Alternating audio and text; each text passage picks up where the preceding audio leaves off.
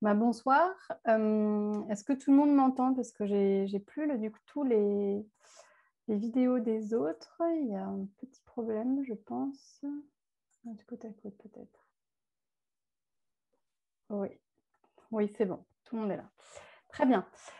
Alors, bonsoir à tous. Merci de nous avoir rejoints pour cette séance de la chaire de philosophie à l'hôpital consacrée au grand texte. Et ce soir, nous avons le plaisir d'accueillir Bruno Ambroise, qui est philosophe, qui se présentera beaucoup mieux lui-même que si je le fais.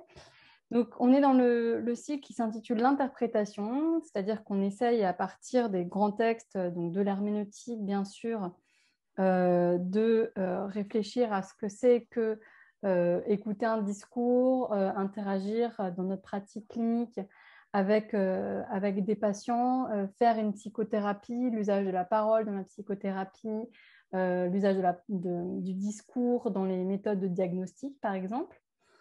Et donc, ce soir, je voulais inviter Bruno Ambroise pour réfléchir avec lui sur la pensée d'Austin, parce que ça me semblait prendre justement dans une autre direction cette question de l'interprétation, pour ne pas réduire le langage à quelque chose de descriptif.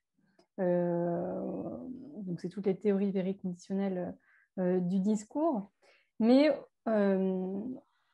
explorer les voies de la parole performative ou de l'efficacité performative du langage, en répondant à la question qu'est-ce qu'agir avec des mots, qui me semble être particulièrement utile pour notre profession, qu'on soit psychiatre ou psychologue, puisque justement, les fondements de la psychothérapie, quelle qu'elle soit, c'est justement d'agir avec des mots. Et je voulais qu'on puisse réfléchir autour de cela à partir des textes d'Austin qui sont lus et pensés par Bruno Ambroise. Donc, Bruno Ambroise, je vais vous laisser la parole pendant à peu près 1 heure.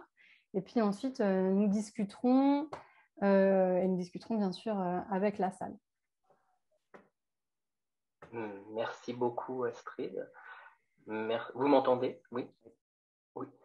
Et je vous remercie également de l'invitation à parler devant un public auquel je ne suis pas forcément habitué. Donc, n'hésitez pas à m'interrompre s'il y a des choses qui vous paraissent obscures. J'espère que ce que j'ai préparé correspondra à la demande.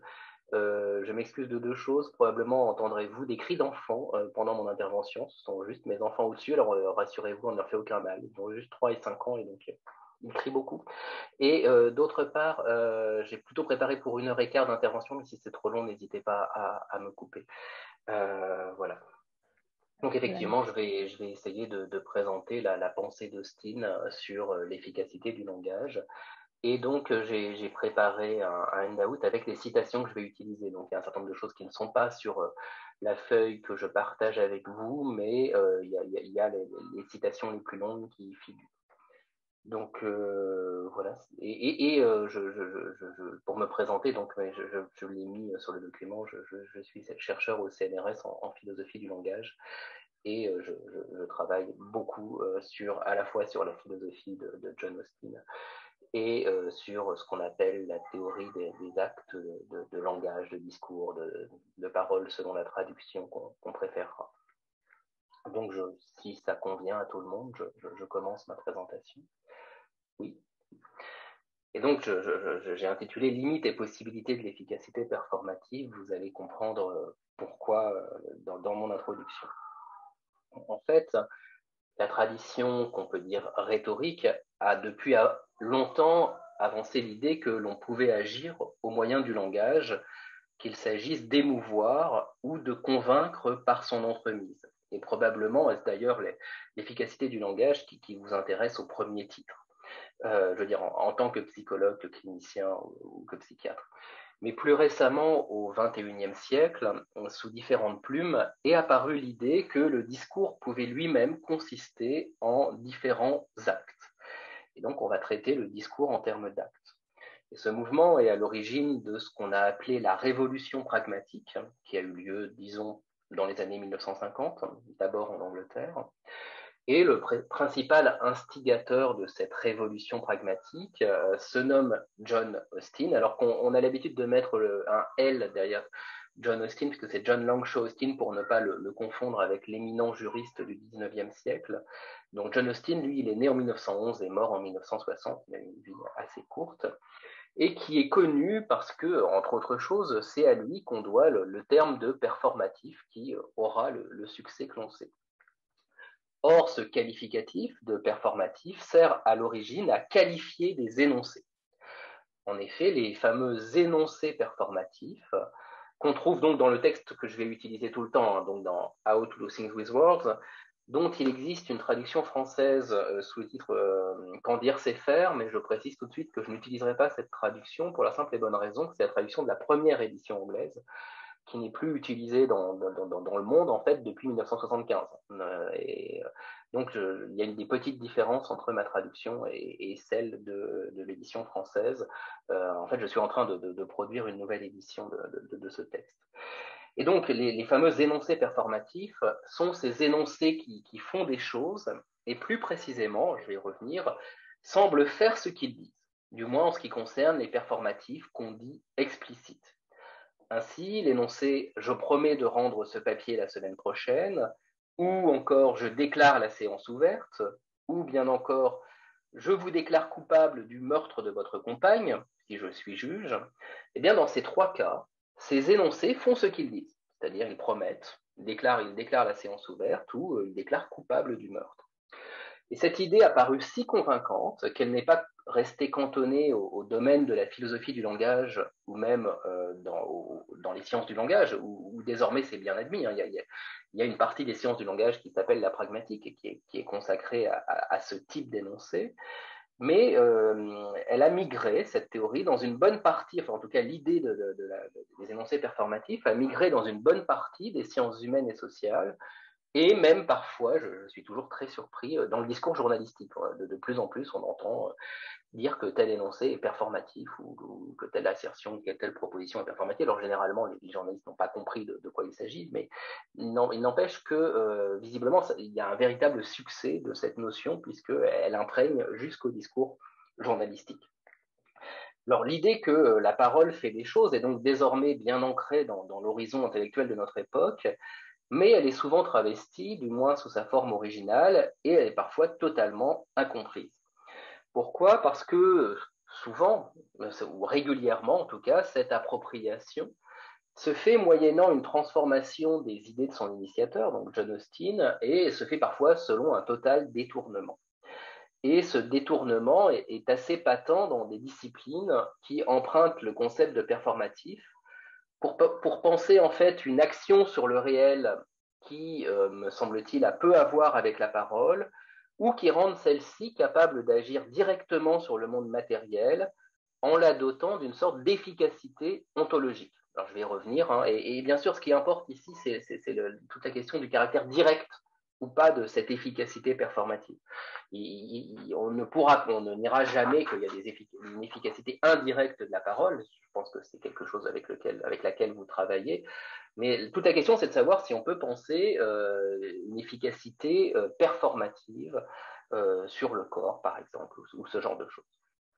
Dès lors, il m'a semblé utile de revenir sur ce que ce que voulait vraiment saisir Austin au moyen du concept de performatif. Qu'est-ce que ça permet de penser ? Et aussi au moyen du concept alors dérivé et j'expliquerai comment le concept en a été dérivé de speech act. Donc on peut traduire indifféremment par acte de langage, acte de parole, acte de discours. Alors il y a des enjeux théoriques cachés derrière ces traductions. Admettons, je vais traduire par acte de discours. On pourra en revenir sur le choix de la traduction, mais je vais traduire par acte de discours. Et donc je vais revenir sur ces concepts pour mieux en éclairer les enjeux propres et identifier, comme je l'avais annoncé dans l'annonce, ce qu'on peut véritablement penser, mais aussi bien ne pas penser par leurs moyens, et ce, donc, afin de se prémunir de diverses tentations idéalistes et illusoires qu'on rencontre de plus en plus, de doter le langage de pouvoirs qu'il n'a pas et ne peut pas avoir. Alors, ce faisant, il ne s'agira pas de critiquer toute forme d'emprunt, ni même d'y voir le risque d'une trahison disciplinaire, à laquelle moi, je l'invite de mes voeux. Toute trahison disciplinaire est régulièrement bienvenue, c'est pas le problème. Mais il me semble important de revenir sur la définition des concepts inauguraux afin de déterminer en creux les prolongements légitimes qui sont susceptibles d'en être produits, et en tout cas de rejeter des lectures qui s'illusionnent probablement trop rapidement sur la portée des dits concepts. Alors prenons ainsi Austin au mot, et je vais le resituer d'emblée dans une lignée théorique qui va permettre de mieux comprendre son propos. Astrid a déjà commencé à préciser les choses en disant que Austin s'opposait à la conception représentationnaliste du langage ou vériconditionnel. C'est effectivement tout le projet d'Austin quand il invente le terme d'énoncé performatif. En effet, et parler d'énoncé performatif d'abord, puis d'acte de discours ensuite, ce n'est pas anodin, en tout cas en philosophie, dans les années 1940-1950, qui sont les années dans lesquelles Austin invente véritablement le terme.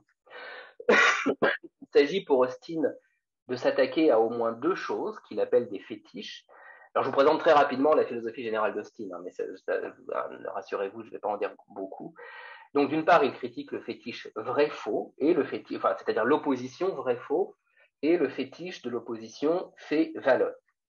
Il s'attaque au premier fétiche de l'opposition vrai-faux en contestant que tous les usages admissibles du langage se réduiraient à dire le vrai, c'est-à-dire à décrire le monde, comme semblait le penser la conception du positivisme logique qui était alors dominante, disons à la fin des années 30, début des années 40, et comme le pense plus généralement la conception représentationnaliste de la signification.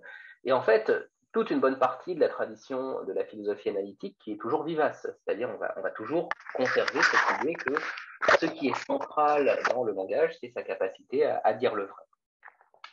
Et donc il s'attache à ce premier fétiche. Le deuxième, il s'y attaque en montrant que ce qu'il appelle l'évaluation de la vérité, l'évaluation constative elle-même, dépend souvent, pour être menée à bien, d'une dimension normative. Et les deux critiques austiniennes ont précisément à voir avec l'idée que parler, eh bien, cela consiste bien plus à agir qu'à décrire le monde. Autrement dit, si vous voulez, il y a une certaine filiation, non pas pragmatique, mais pragmatiste ici, même si Austin invente autre chose.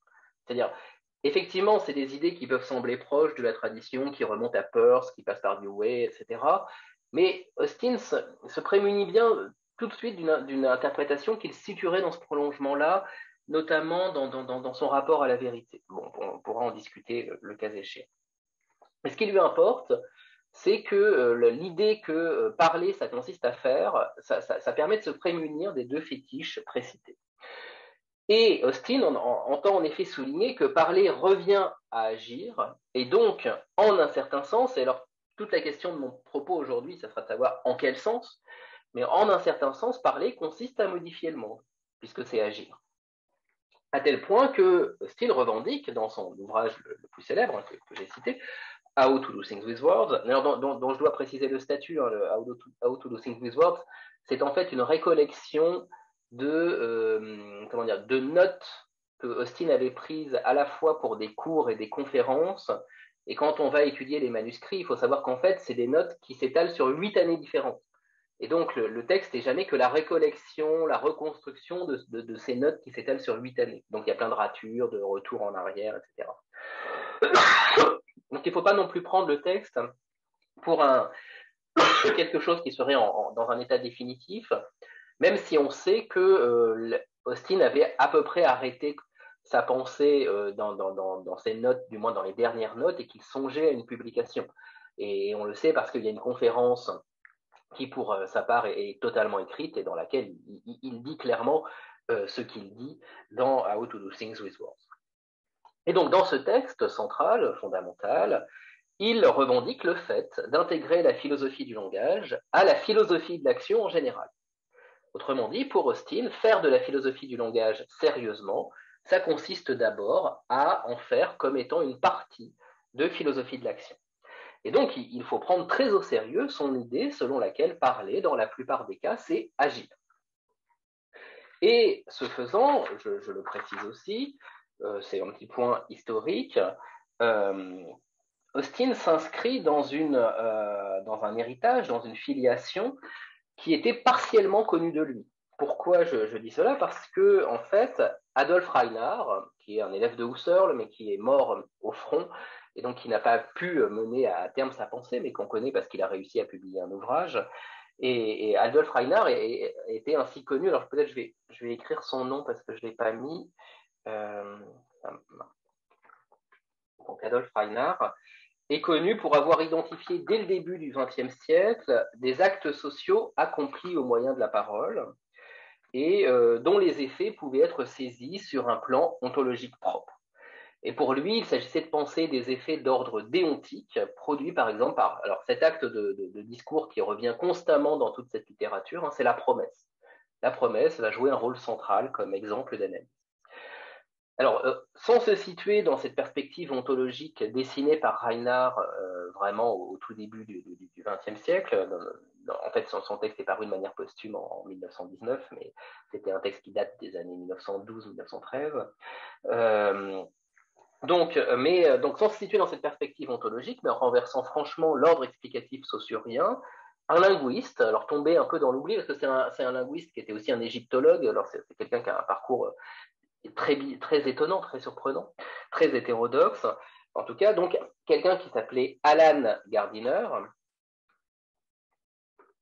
va, lui aussi, dans les années 1920-1930, faire primer l'explication de ce qu'on appelle la parole sur celle du langage, en insistant sur l'aspect décisivement actif de la première. Pour Gardiner, parler, c'est produire ce qu'il appelle des acts of speech, qui permettent de communiquer. Et donc le texte fondateur de Gardiner a été traduit sous le titre Langage et actes de langage.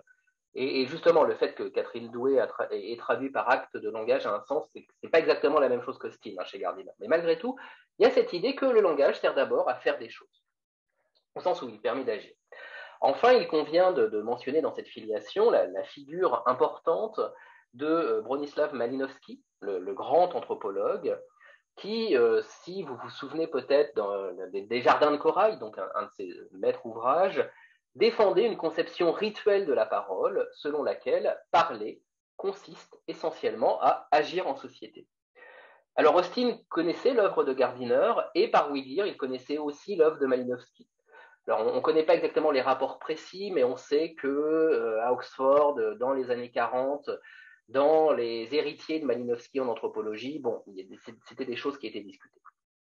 Mais plus précisément, c'est en fait au cours d'un travail avec le philosophe du droit très connu Herbert Hart qu'Austin en vint à mettre au point le fameux concept de performatif, dont l'efficacité sera d'abord pensée, et par Austin lui-même, sur le modèle des énoncés juridiques, et tels que par exemple le jugement ou le mariage.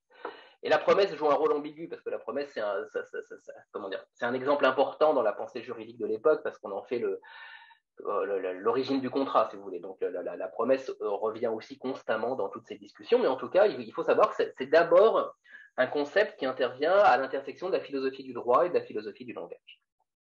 Alors je précise ces éléments pour souligner en fait l'enjeu d'abord très peu linguistique des réflexions d'Austin. Ce qui m'intéresse au départ, cette proto-théorie des actes de discours, alors je dis proto-théorie parce que je soutiendrai, et je peux l'argumenter plus avant, qu'il n'y a pas de théorie des actes de discours au sens où on l'entend chez Searle, par exemple. Chez Austin, il n'y a pas ça. Mais ce qu'on peut trouver chez lui, c'est d'abord une élaboration des différentes manières de faire des choses. Et l'examen du langage sert d'abord à examiner une façon de faire des choses. Et donc le langage, pour Austin, n'est d'abord qu'un vecteur de l'action humaine.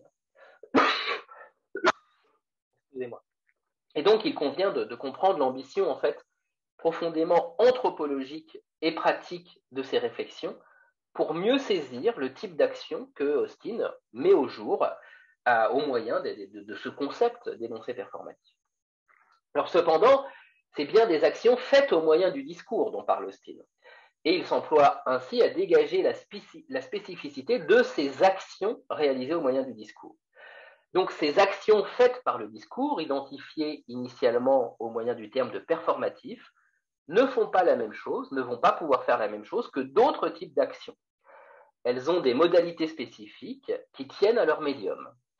Et c'est sur ce point que je voudrais revenir, tout à la fois pour en montrer la fécondité, pour vous montrer tout ce que Austin permet de penser, et en définir la portée, puisque ça a une portée limitée, de dire que le langage fait des choses. Il s'agit donc bien de comprendre ici ce que c'est que faire des choses avec des mots. Donc la question c'est en quel sens peut-on parler d'action ou d'actes réalisés par le langage et que sont-ils, que sont-elles capables de faire? Alors cette présentation reviendra d'abord sur la typologie dressée par Austin des différents actes linguistiques, sur leurs effets, sur leurs conditions, et ça me permettra ensuite de préciser les différents changements susceptibles d'être opérés par les actes que Austin aura identifiés. Et on verra que ce sont des changements dans l'ordre du monde, si on veut, qui opèrent selon des différentes modalités, mais qui sont toujours restreints à leur ordre propre, celui que j'annonce d'ores et déjà, que je vais appeler symbolique, du langage en tant que réalité sociale. J'en viens donc à mon premier point sur l'énoncé performatif confronté à la diversité des actes produits par la parole. Alors, j'ai mis versus, en fait, il s'agira de comprendre que la diversité des actes produits par la parole identifiée par Austin, elle ne vient pas à l'encontre de l'idée d'énoncé performatif, mais elle vient le dissoudre ou elle vient le reprendre à son compte. Parce que on a parfois tendance, alors dans une volonté pédagogique bienvenue, à rapporter le travail d'Austin à cette découverte des énoncés performatifs. Alors, l'énoncé performatif, ça a été construit sur le verbe anglais to perform, donc qu'on traduit tout facilement par agir, faire, enfin il y a plein de traductions différentes, mais tout cela pour dire que c'est un verbe très ordinaire en anglais. Hein. Donc performatif en anglais, c'est vraiment quelque chose de très ordinaire, chose que ça n'est pas nécessairement en français. Et c'est-à-dire que l'introduction du verbe performer en France, par exemple, n'a rien d'évident, alors même qu'elle est calquée sur l'introduction des énoncés performatifs. Mais peu importe, en tout cas, ces énoncés qui sont devenus fameux se distinguent à la fois en raison de leur capacité à agir et en raison de leur forme linguistique, puisqu'ils semblent dire ce qu'ils font, du moins dans ce qu'on appelle leur version explicite. Ce sont en effet des énoncés qui clairement ne décrivent pas un état du monde, mais qui font quelque chose. Et en ce sens, ils agissent. Et ils semblent agir du fait même qu'ils disent ce qu'ils font. C'est par exemple, je peux prendre des exemples bateaux hein, que j'adapte à ma sauce, mais c'est vraiment très, très classique. Donc c'est le cas de l'énoncé de baptême ou de l'énoncé promissif. En disant, alors ça c'est un exemple d'Austin, je baptise ce bateau le Queen Elizabeth, qu'est-ce que je fais je ne dis pas seulement que je baptise bel et bien. Alors, à condition qu'il y ait tout un ensemble de conditions réunies, mais ce que je fais, c'est que je baptise le bateau. Et en disant je te promets de faire le ménage, par exemple, je promets ou fais une promesse, comme si un peu l'énoncé linguistique de ce type était doté d'une capacité mystérieuse, quasi magique, à réaliser ce dont il parle. Alors, je précise immédiatement qu'en présentant les choses ainsi, je ne suis pas totalement fidèle à l'analyse d'Austin, mais c'est la façon standard de présenter les choses. Pourquoi je ne suis pas totalement fidèle à Austin? Parce que celui-ci, en fait, dès le départ, a immédiatement écarté l'interprétation de ces idées selon laquelle ces énoncés agiraient en fonction de ce qu'ils disent. Pour le dire autrement, ce n'est pas parce que je dis que je promets, en fait, selon Austin. Ce n'est pas la raison qui fait que je promets. De la même façon que ce n'est pas parce que je dis que je baptise. Même si, quotidiennement, régulièrement, c'est ce type d'énoncé qui sert à faire cela. Alors, cela pour une raison bien simple, c'est que, en fait, ces exemples lui servent d'abord et avant tout à établir une distinction entre donc les énoncés performatifs d'un côté et les énoncés auxquels ils sont censés s'opposer, qu'il appelle des énoncés constatifs, qui sont en gros tous les énoncés traditionnels retenus par les philosophes, qui sont les énoncés qui décrivent les choses, ou qui affirment quelque chose. Or, cette distinction qui lui permet de poser des performatifs opposés à des constatifs qui supposément ne font rien, à la différence des performatifs, eh bien cette distinction, il la répudie très vite. Il la répudie par la suite en montrant que tous les énoncés, sans exception, fonctionnent en réalité comme les performatifs, même quand ils ne disent pas qu'ils font quelque chose. C'est-à-dire qu'en fait, ce qu'il va montrer, c'est que on n'a pas besoin, un énoncé n'a pas besoin d'avoir la forme d'un énoncé performatif pour réussir à agir comme le fait un énoncé performatif. Pourquoi ? Eh bien parce que l'idée fondamentale d'Austin, c'est qu'en fait, tous les énoncés servent de fait à faire des choses, même s'ils le font sur des plans différents. Et à cet égard, les énoncés performatifs ne vont se distinguer que par la mention verbale explicite d'une certaine forme d'action qu'ils servent à réaliser. Cette forme d'action qu'ils servent à réaliser, c'est ce qu'Austin appellera plus tard l'action illocutoire, qui sera par exemple l'action illocutoire de baptiser ou l'action illocutoire de promettre. Et un indice tout simple pour comprendre le fait qu'un énoncé peut fonctionner comme un performatif sans avoir la structure linguistique d'un performatif, c'est tout simplement, vous le savez très bien, que vous pouvez promettre sans dire que vous promettez, ou vous pouvez baptiser sans dire que vous baptisez, etc., etc. Quand vous nommez un bébé à l'état civil, vous ne dites pas nécessairement je baptise ou je dénomme mon fils, etc., etc. Simplement, vous donnez le nom que vous utilisez. Alors, on va revenir sur tout ça. Mais auparavant, il faut bien comprendre ce qui permet conceptuellement à Austin de saisir un énoncé comme acte. Et en fait, ce qui permet de saisir en fait la dimension pragmatique des énoncés, c'est les échecs qu'ils sont susceptibles d'encourir. D'où mon premier point sur les échecs, qui servent vraiment dans l'argumentation d'Austin, hein, quels que soient les textes auxquels vous vous référez, c'est toujours ce point d'argumentation qui est central, c'est repérer qu'un énoncé est susceptible d'échouer, ça veut dire qu'on a affaire à une action. Alors, pourquoi? Parce que Austin va d'abord contester la réduction du langage à ce qu'on peut appeler sa fonction cognitive. Et il le fait précisément en montrant que le langage n'est pas seulement susceptible d'erreur, ce qui serait le cas s'il avait simplement une fonction cognitive, mais qu'il est également susceptible d'échec ou de raté, ce qu'il appellera dans son texte plus généralement des infélicités.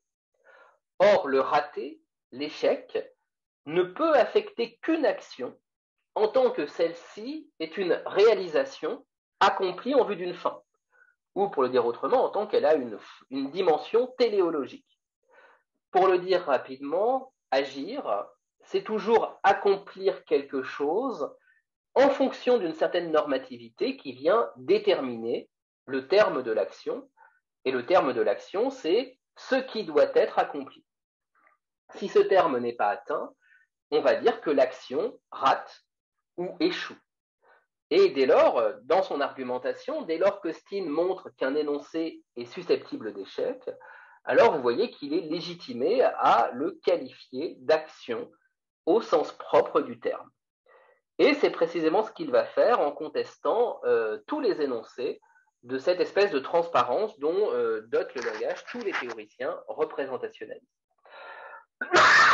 Donc, dans cet objectif, Austin utilise plusieurs exemples d'énoncés, très connus, hein, c'est les exemples que je vous ai mis sur mon document, ce qui est intéressant, c'est que formellement, ces énoncés ressemblent à des affirmations, c'est-à-dire à des assertions qui portent sur l'état du monde et qui sont donc censés le décrire, et en quelque sorte, qui sont censés s'effacer devant lui, mais qui, de fait, ne le décrivent pas.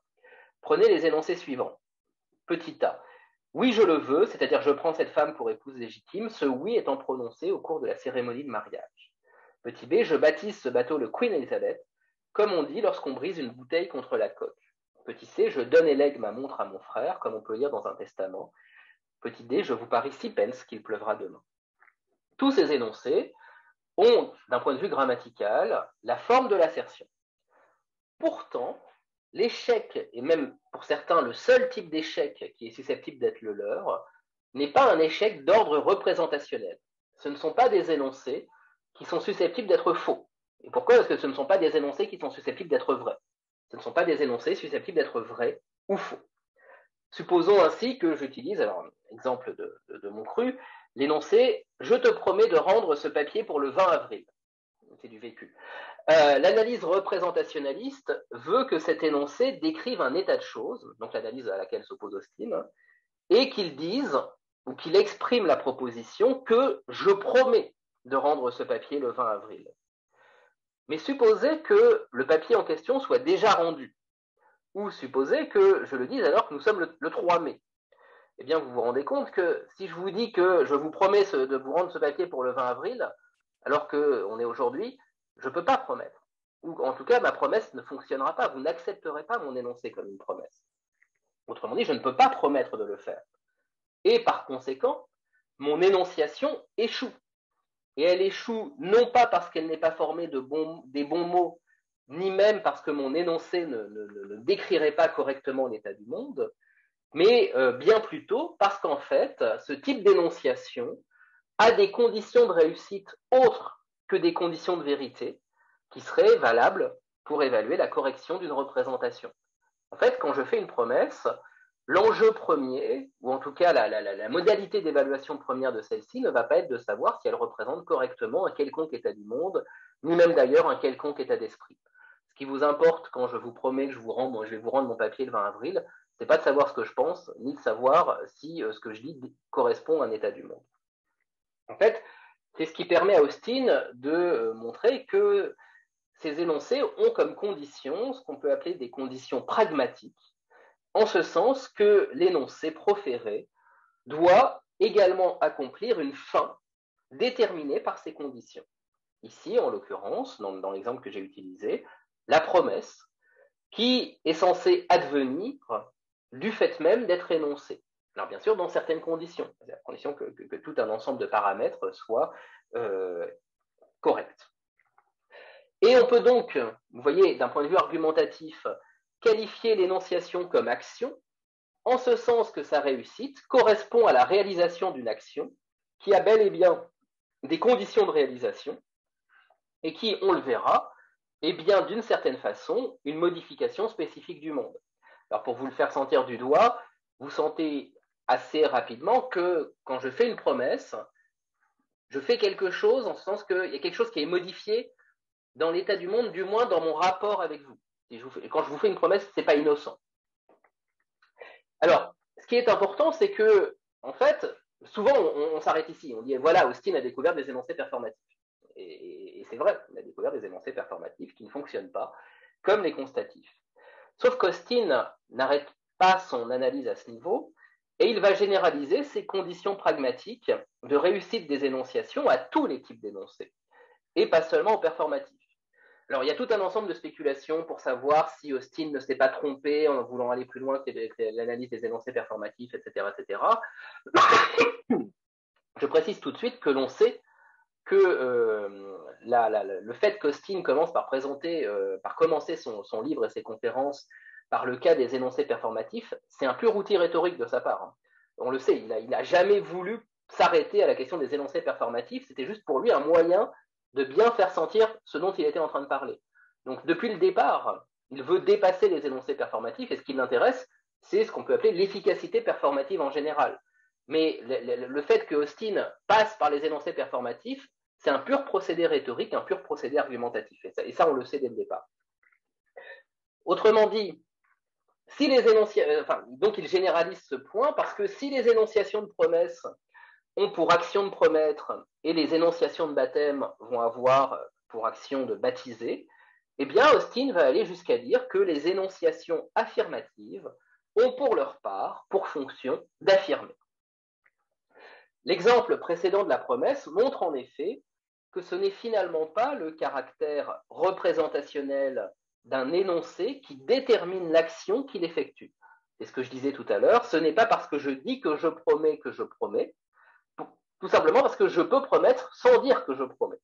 Il y a une efficacité performative qui ne dépend pas de la représentation éventuellement portée par l'énoncé que j'utilise. C'est pourquoi on peut dire qu'il y a une sous-détermination sémantique de l'aspect pragmatique, puisque les conditions pragmatiques de réalisation excèdent les conditions sémantiques et représentationnelles de signification. Autrement dit, ce n'est pas la signification de mon énoncé qui détermine l'action qu'il accomplit. Et il en va exactement de même avec les affirmations. Ce n'est pas parce que l'énoncé parle, par exemple, d'un chat sur un tapis, qu'il affirme ipso facto qu'un chat est sur un tapis. Telle n'est pas nécessairement sa fonction propre, même si c'est la forme qu'il a, et l'on peut très bien l'imaginer, et il y a des cas qui permettent de l'imaginer, que la même énonciation fonctionne dans d'autres circonstances comme un vous.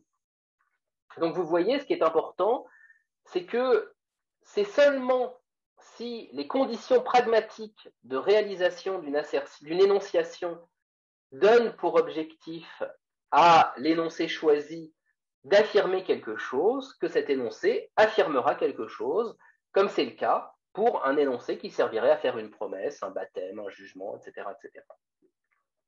Autrement dit, même dire quelque chose à propos du monde sur le mode de l'affirmation va relever d'une activité qui a ses propres conditions. Par exemple, être en mesure de parler de la chose considérée. C'est une des conditions qui permettent de faire une assertion.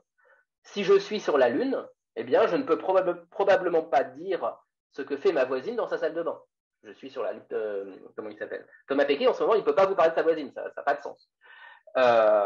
On dira alors que l'énonciation a bien une dimension performative, sans pour autant former un énoncé performatif au sens initial du terme, tel qu'Austin l'a défini. Seulement, le problème, enfin, ce n'est pas un problème pour Austin, mais on y a vu un problème.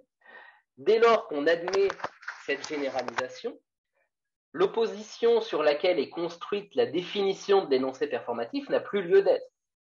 Puisque si les énoncés performatifs sont les énoncés qui se distinguent des énoncés constatifs, lesquels pour leur part étaient définis comme décrivant le monde, et s'il apparaît que les énoncés constatifs incluent en réalité eux aussi une dimension performative, alors vous voyez bien que la distinction s'effondre pour ne plus laisser place qu'à des énoncés qui ont toujours une dimension performative. Pour le dire autrement, s'il n'y a plus de constatif pur, alors il n'y a plus non plus de performatif pur. Et c'est pourquoi Austin, en fait, il va laisser tomber le concept de performatif assez rapidement. Et il ne va plus vraiment le réutiliser par la suite. Ce qui veut dire qu'en généralisant la dimension performative à tous les énoncés, on brouille la distinction initiale qui avait permis à Austin de la repérer et qu'il va finir par l'abandonner en considérant en fait que tous les énoncés forment des actes. Et si on veut à tout prix conserver quelque chose qui distingue véritablement ce qu'on appelle les énoncés performatifs initiaux, alors c'est seulement leur forme verbale spécifique qui les distingue, mais cette forme verbale ne les dote en rien d'une efficacité particulière. De fait, ce que révèle Austin, en fait, c'est que les énoncés performatifs viennent révéler la vérité du fonctionnement de tous les énoncés, qui peuvent dès lors être reconsidérés comme ce qu'il va qualifier de speech acts, et donc ce que j'ai choisi de traduire comme acte de discours. Autrement dit, les performatifs, comme les constatifs, sont des actes de discours. Simplement, ce sont des actes de discours différents qui font des choses différentes. La promesse ne fait pas la même chose que le baptême, mais ne fait pas la même chose que l'affirmation. Mais tous ces énoncés font des choses pour Austin. Et donc, les performatifs, vous le voyez, n'ont rien de spécifique sur le plan actionnel par rapport aux autres énoncés. Et c'est pourquoi Austin, dans son analyse, va avancer vers autre chose qui permet de comprendre en quoi les énoncés font des choses. Et ces autres choses, ce sont les fameuses conditions pragmatiques mises au jour par Austin.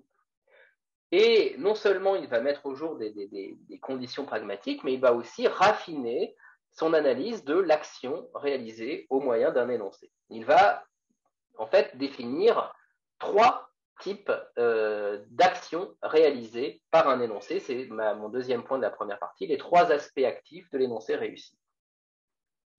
Et donc, Austin explicite ce qu'il entend par le caractère d'acte des énoncés qui font des choses. Et il va définir au moins 3 façons pour un énoncé de faire des choses. Mais quand je dis au moins, c'est que Austin n'exclut pas qu'il y ait plein d'autres façons dont on puisse faire des choses au moyen du langage. Je précise aussi qu'il s'agit de 3 façons qui correspondent à 3 perspectives prises sur le fonctionnement du langage. Il ne s'agit pas de voir autant d'actions qui s'accumuleraient les unes après les autres. C'est juste 3 façons de voir l'efficacité du langage. Donc, ces 3 actes accomplis par tout énoncé réussi, c'est ce qu'il appelle l'acte locutoire, l'acte illocutoire et l'acte perlocutoire. Alors, c'est locutionary act, illocutionary act et perlocutionary act. Vous rencontrez parfois en français la traduction acte locutionnaire, acte illocutionnaire et perlocutionnaire, c'est la même chose. Alors, l'acte locutoire, c'est celui qui est accompli lorsqu'une énonciation réussit à dire quelque chose, c'est-à-dire à avoir un sens et une référence au sens frégéen du terme. En fait, Austin ici se situe directement dans la filiation de Frege, qu'il qu'il retravaille, c'est-à-dire il les retravaille en considérant que réussir à signifier quelque chose au moyen du langage, c'est déjà en soi un acte. C'est donc quelque chose qu'on réussit à faire et on peut échouer à signifier quelque chose au moyen de ces énoncés. Et dès lors qu'on échoue, ça veut bel et bien dire qu'on échoue à réaliser quelque chose, à agir en ce sens. Alors, il n'y a pas grand-chose il y a beaucoup de choses à en dire, mais je ne vais pas me concentrer centralement sur cet aspect-là, mais considérer simplement que Austin a une analyse contextualiste du coup de la signification d'un énoncé, et que comme la signification d'un énoncé va relever d'une action, il faudra toujours remettre en contexte un énoncé donné pour déterminer ce qu'il sert à dire, ce qu'on permet de dire par son moyen. Donc c'est pour ça qu'Austin donne naissance aussi avec Wittgenstein à ce qu'on appelle une conception contextualiste de la signification du langage. Donc, pour résumer, on peut dire que l'acte locutoire, c'est celui qui donne un contenu déterminé à un énoncé, mais que ce contenu se gagne ou est acté par un usage situé de l'énoncé dans un contexte donné et relativement à certains objectifs. Et donc, il y a une compréhension pragmatique de la donation de signification. Ce qui est intéressant, c'est surtout l'acte illocutoire, puisque l'acte illocutoire, il correspond à la dimension performative de l'énonciation. Et donc, on comprend que l'acte qui était accompli au moyen d'un énoncé performatif, il en vient à être réidentifié dans la deuxième typologie proposée par Austin comme acte illocutoire. C'est donc l'acte qui est fait en disant quelque chose au moyen de l'acte locutoire, donc du précédent acte, et qui ne correspond plus à une réalisation d'ordre sémantique. Il ne s'agit plus de signifier quelque chose au moyen de l'acte illocutoire. Il ne s'agit plus de dire quelque chose ou de spécifier un contenu, mais il s'agit bien d'accomplir quelque chose dans le monde pour le modifier.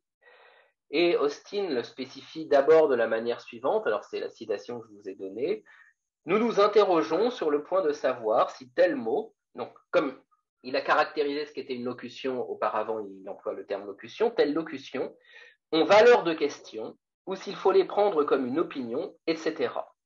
C'est l'acte effectué en ce deuxième et nouveau sens que j'ai appelé acte illocutoire.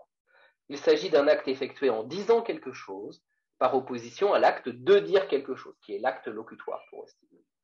Je nomme l'acte réalisé une illocution et me référerai à la doctrine des différents types de fonctions du langage en question ici, comme la doctrine des valeurs ou forces illocutoires. Alors, je précise, oui, c'est ma traduction que je vous donne à chaque fois, et que dans la traduction française, illocutionary force est traduit par valeur. Mais Austin utilise force probablement pour une raison bien simple, c'est que Frege avait déjà introduit le terme.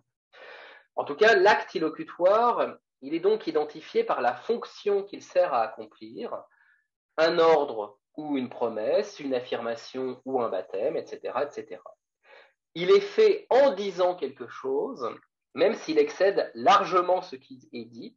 En ce sens, je l'ai déjà dit, qu'il peut très bien ne pas être explicité par ce qui est dit, ni nécessairement en dépendre. Je peux très bien faire une promesse en disant « oui, je laverai les enfants demain », et ça peut m'engager au titre d'une promesse. Ou je peux très bien donner un ordre en disant vous êtes de corvée de chiottes demain. Vous voyez, et j'ai pas dit que je faisais un ordre. Enfin, à condition, bien sûr, que je sois un colonel qui s'adresse à un simple soldat. Mais vous voyez, j'ai pas eu besoin de le dire pour qu'on comprenne ce que j'ai dit comme servant à faire un ordre. Et on a même intérêt à comprendre que c'est un ordre que j'ai fait dans ce cas-là. Par ailleurs, donc, son statut d'acte apparaît d'autant plus clairement qu'il produit des effets spécifiques. Et ça, c'est important pour Austin. Vous verrez qu'il identifie des actes aussi en raison des effets qu'ils produisent. Et donc, c'est la suite de la citation que vous avez sur le texte. Cet acte illocutoire est lié en divers sens à la production d'effets. Petit 1, un acte illocutoire n'aura pas été effectué avec bonheur ou avec succès si un certain effet n'aura pas été produit. On ne peut, par exemple, pas dire que j'ai averti un auditoire s'il n'a pas entendu ce que j'ai dit ou ne l'a pas pris en un certain sens. Et il avance, l'effet consiste généralement à provoquer la compréhension de la signification et de la valeur de la locution. Et deuxième point, il ne faut pas confondre la façon dont l'acte illocutoire prend effet avec la production de conséquences au sens d'entraîner de façon normale tel ou tel état de choses, c'est-à-dire au sens d'un changement dans le cours habituel des événements. Ainsi, je baptise ce bateau le Queen Elizabeth a pour effet de nommer ou de baptiser ce bateau. Alors là, il y a beaucoup de choses qui sont mêlées dans ce texte, mais en fait, ce qu'il faut comprendre, c'est que ce n'est pas un effet d'ordre naturel. Ce n'est pas une action naturelle comme l'est une boule de billard qui en entraîne une autre. C'est un autre type d'effet auquel on a affaire. Et donc, pour préciser un peu les choses, il faut comprendre que l'acte illocutoire, il est précisément un acte en ce qu'il est dans une relation qu'on va dire interne avec l'effet qu'il produit. Et pourquoi il est dans une relation interne? Parce que c'est un effet qu'il obtient en fait par la reconnaissance de son statut. Non, je l'annonce tout de suite, je vais y revenir. Mais à la différence de la boule de billard qui lorsqu'elle en choque une autre, produit un effet externe, c'est-à-dire qui n'est pas intrinsèque à son propre mouvement, l'effet illocutoire va être dans une relation interne avec l'acte qui le produit. C'est dire aussi que l'acte illocutoire n'est l'acte qu'il est que s'il obtient un effet spécifique. Par exemple, l'acte de promettre n'accomplit une promesse que s'il est pris comme une promesse et si, entre autres choses, il crée ce faisant un engagement à tenir ce qui est promis. S'il ne crée pas cet effet-là, ce n'est pas une promesse que vous avez faite. Et donc, ça n'est pas un acte de promettre que vous avez accompli. Ou vous l'avez raté. Soit c'est pas cet acte-là que vous avez accompli, ou vous l'avez raté. Par contraste, un acte de condamnation n'accomplit une condamnation que s'il est pris comme une condamnation, et dans nos sociétés, toute l'institution judiciaire permet de le garantir, et si, entre autres choses, il modifie notamment le statut de l'accusé. Et quand je dis qu'il modifie le statut de l'accusé, il modifie notamment les droits de l'accusé dont celui-ci perd certains. Autrement dit, vous voyez, il y a un effet qui est étroitement corrélé à l'acte, et c'est l'effet qui permet de définir en retour l'acte comme étant l'acte qu'il est. Donc l'action illocutoire, elle est précisément identifiée par cette relation interne, c'est-à-dire en fait par une nécessité d'entraîner un certain nombre de choses, ce qu'on peut qualifier dans toute la littérature sur Austin de normativité, et normativité qui va tenir, je l'annonce également, au caractère conventionnel de ce type d'acte. C'est précisément cette normativité qui vient expliciter la structure téléologique qu'on avait déjà mentionnée de l'action illocutoire.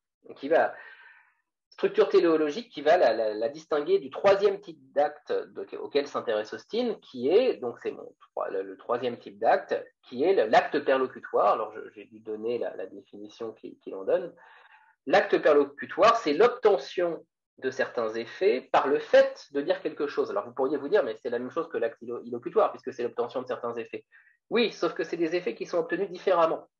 Souvenez-vous, l'acte illocutoire, c'était l'effet obtenu en disant quelque chose. Et là, l'acte perlocutoire, c'est celui qui produit des effets par le fait de dire quelque chose. En anglais, by saying something, alors que l'acte illocutoire, c'est in saying something. Ici, ce qui importe à Austin, c'est que en fait, les effets sont consécutifs au fait que quelque chose est dit. Alors que dans l'acte illocutoire, les effets sont simultanés. C'est en promettant que vous commettez la promesse. Alors que vous allez le voir, les actes perlocutoires dont il parle produisent des effets qui sont consécutifs à la parole. En fait, pour vous aider, vous pouvez considérer que l'acte perlocutoire permet à Austin d'intégrer dans sa terminologie les effets rhétoriques du langage qui avaient été déjà mis au jour par Aristote et toute la tradition de la rhétorique. Et en effet, l'acte perlocutoire, c'est l'acte réalisé au moyen de l'usage du langage, mais c'est l'acte, comme je l'ai annoncé, qui est consécutif, c'est l'effet qui est consécutif sans le suivre nécessairement. Pourquoi? Parce que les effets de l'acte perlocutoire relèvent pour une bonne part de la psychologie de l'interlocuteur et de la situation contextuelle d'interaction. Si je prends un exemple, si vous entendez mon fils hurler, vous allez comprendre de quoi je parle. En disant que je promets d'acheter un puzzle, je peux, entre autres effets, faire plaisir à mon fils. Enfin, du coup, en tout cas, j'espère faire plaisir à mon fils, ça rate régulièrement. J'effectue alors, petit a, l'acte locutoire de dire quelque chose, mais disant cela, j'accomplis aussi éventuellement petit b, l'acte illocutoire de faire une promesse, et en même temps, et depuis une autre perspective encore, je suis susceptible d'accomplir petit c, l'acte de contenter mon fils. Dans le cas de C, il s'agit bien d'un acte, en ce sens qu'il entraîne une conséquence sur autrui. Mon fils, j'espère, va être heureux. Et il s'agit bien d'un acte fait par le langage, c'est-à-dire c'est bien moi qui produis les effets sur mon fils, mais vous voyez qu'en fait, ces effets dépendent de manière intrinsèque de la psychologie de mon fils, des relations qu'on entretient, de ma connaissance de ce qui va lui faire plaisir, etc., etc., et que du coup, l'effet escompté n'est pas du tout dans une relation interne avec l'acte que je produis. De la même façon, pour prendre un autre exemple, si je suis un juge et que je condamne l'accusé, la condamnation de celui-ci peut l'attrister, peut attrister sa famille, et ses conséquences sont bien la résultante de mon action, de mon action qui consiste à le déclarer coupable, mais elles sont contingentes. Après tout, vous pouvez tout à fait imaginer des accusés qui seraient heureux de se retrouver derrière les barreaux parce qu'ils ont une histoire compliquée s'ils sont à l'extérieur, etc., etc. Et donc, vous voyez, il y a tout un ensemble d'effets perlocutoires qui ne sont pas dans une relation intrinsèque ou interne avec l'acte qui les produit. C'est pourquoi donc ce type d'acte n'est pas dans une relation interne avec son effet, mais dans une simple relation externe ou de contingence. Le fait que je contente mon fils en promettant de lui acheter un puzzle ne s'ensuit pas nécessairement, et en disant la même chose, je pourrais très bien l'effrayer, l'ennuyer, l'amener à douter de mon sérieux, le décider à m'accompagner, enfin tout un ensemble d'autres réactions qui sont bel et bien l'effet de ma parole, mais qui ne sont pas des effets nécessaires de ma parole. Et pourquoi ? Parce que, je l'ai dit, les conséquences obtenues ne dépendent pas d'une normativité interne à l'acte, mais de circonstances extérieures. En l'occurrence, la psychologie de mon fils, ses préférences de jeu, etc., etc., etc. Autrement dit, vous le voyez, ce que Austin appelle l'acte perlocutoire n'identifie qu'un usage du langage qui va dépendre des capacités propres de chacun, et que du coup, selon Austin, on ne peut par conséquent pas totalement prévoir, ni donc totalement formaliser. C'est-à-dire, Austin ne pensait pas qu'on pouvait faire une logique des actes perlocutoires, alors qu'il avait l'ambition, sinon d'établir une logique des actes illocutoires, du moins d'en établir une forme de typologie, ou du moins d'en repérer une classification. Et c'est pour ça qu'il va s'intéresser essentiellement à l'acte illocutoire.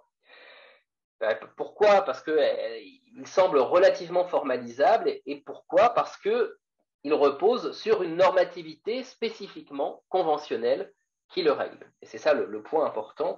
Et c'est donc mon deuxième point sur les conditions de félicité des actes de discours qui vont permettre d'élucider leur caractère conventionnel, fortement conventionnel.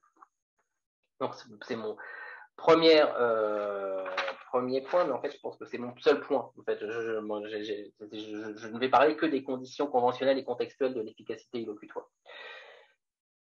En effet, un élément central de la réflexion austinienne, c'est que l'acte illocutoire, tout comme l'énoncé performatif qui était au point de départ de son analyse, est un acte accompli par le langage de manière nécessairement conventionnelle, tant du point de vue de l'acte réalisé que des effets produits. Alors j'y insiste d'autant plus qu'une bonne partie de la pragmatique contemporaine, c'est-à-dire des héritiers d'Austin, ont voulu effacer cela, ou ont voulu considérer que Austin s'était trompé, que tous les énoncés n'étaient pas conventionnels, ou qu'en fait seuls les performatifs étaient conventionnels. Mais Austin, c'est assumé de sa part, il a une conception fortement conventionnaliste de l'efficacité illocutoire, et je tiens même qu'on ne peut pas parler d'efficacité illocutoire si on ne maintient pas une définition conventionnelle de celle-ci. Ou si vous voulez, l'illocutoire est lié à la convention intrinsèquement. C'est en effet par convention, et uniquement par convention, qu'un énoncé du type « je te promets de » peut servir à faire une promesse. Parce que c'est la convention qui détermine que je dois faire une promesse en disant cela dans certaines circonstances. Là encore, vous pouvez comparer avec une condamnation ou avec un blâme, avec tout un ensemble d'énoncés, d'actes de parole divers. Et dans un passage très connu de la première partie de son texte, Austin spécifie l'action performative en énumérant les conditions dans lesquelles elle peut se produire. Et on considère généralement que ce qui vaut pour les énoncés performatifs dans ce passage vaut mutatis mutandis pour les actes illocutoires qui reprennent à leur charge la dimension performative à la suite. Donc je vous donne ces conditions qui sont très connues Je vais simplement insister sur les premières, les 4 premières. Il doit exister une procédure conventionnelle reconnue et acceptée qui a un certain effet conventionnel et qui doit comprendre l'énonciation de certains mots par certaines personnes dans certaines circonstances. Il faut que dans chaque cas, les personnes et les circonstances particulières soient celles qui conviennent pour qu'on puisse invoquer la procédure en question. La procédure doit être exécutée par tous les participants, à la fois correctement et intégralement. Alors en fait, vous voyez, il y a 6 conditions, toutes n'ont pas le même statut. Bon, je vais pas détailler les différents statuts, mais ce qui est clair, c'est que les 2 premières conditions qu'il nomme A posent qu'un acte illocutoire ne peut trouver à s'accomplir que si une communauté donnée considère que l'accomplissement d'une certaine énonciation vaut comme la réalisation d'un certain effet. Et c'est cela, en fait, qui permet d'expliquer chez Austin ce que j'ai appelé la sous-détermination sémantique de la pragmatique, c'est-à-dire le fait que c'est pas que vous pouvez en fait utiliser n'importe quel énoncé pour faire n'importe quoi dès lors que les conventions l'ont défini ainsi. C'est une autre façon de dire que ce n'est pas parce que vous dites que vous promettez que vous promettez. Vous ne promettez en disant que vous promettez que parce qu'une convention préalable a fait en sorte que tel énoncé, dans lequel est utilisé le mot « je promets », sert à faire une promesse. Et donc, ce n'est pas le contenu de l'énoncé qui détermine ce qu'il fait du point de vue illocutoire, mais bien plutôt, en fait, un accord préalable de la part des hommes d'une communauté linguistique donnée pour considérer qu'un énoncé de telle forme vaut, par exemple, comme promesse ou plutôt comme ordre. En fait, on peut comprendre que la réalisation d'un acte, disons, X, au moyen de la procédure utilisée, ne s'accomplit que si chacun s'accorde pour reconnaître, par convention, que X a été accompli. Et c'est pourquoi l'efficacité qui est ici en jeu est une efficacité purement conventionnelle, c'est-à-dire symbolique, qui amène à tenir l'énonciation d'une phrase donnée pour la réalisation de X. Pour le répéter, cette énonciation ne vaut comme l'acte X que parce que l'ensemble d'une communauté, ou du moins sa majorité, ou du moins encore les dominants au sein de celle-ci, vont considérer que c'est bel et bien le cas.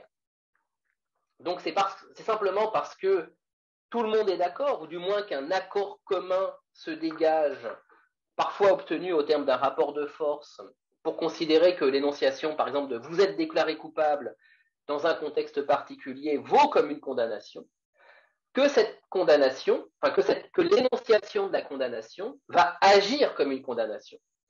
Pourquoi ? Parce que, notamment, l'interlocuteur ou l'ensemble des interlocuteurs potentiels situés dans la cour de justice vont la prendre comme une condamnation, étant donné toute la procédure judiciaire, tout l'appareil judiciaire, etc., qui permet de définir ce qu'est une condamnation et qui permettent que l'interlocuteur est capable de reconnaître qu'on vient de le condamner, qu'il s'agit d'une condamnation que le juge vient de proférer au moyen de l'énoncé qu'il a utilisé, et qu'il est conduit à admettre dans ce contexte. Alors c'est un contexte dans lequel il n'a pas le choix, il ne peut pas faire autrement que d'admettre. On peut bien sûr imaginer tout un ensemble d'autres contextes dans lesquels les procédures sont beaucoup moins définies et qui vont relativiser la détermination de la reconnaissance par autrui de l'efficacité de mon énoncé. Un cas insigne sur lequel je travaille en ce moment, c'est le cas de l'insulte. Est-ce qu'on peut toujours réussir à insulter ? Qu'est-ce que c'est qu'insulter, etc. Un autre cas compliqué, mais que je trouve très joli, c'est la déclaration d'amour. C'est un cas qui a été travaillé par une linguiste.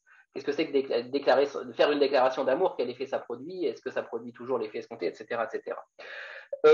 Mais en tout cas, vous comprenez que ce qui importe à Austin ici, c'est que, toute cette machinerie conventionnelle qui fait qu'il y a une procédure qui doit être reconnue dans une société donnée, permet de comprendre que l'énoncé, en agissant, ce qu'il fait, c'est qu'il gagne une forme de nouveau statut qui correspond précisément à l'accomplissement d'un acte.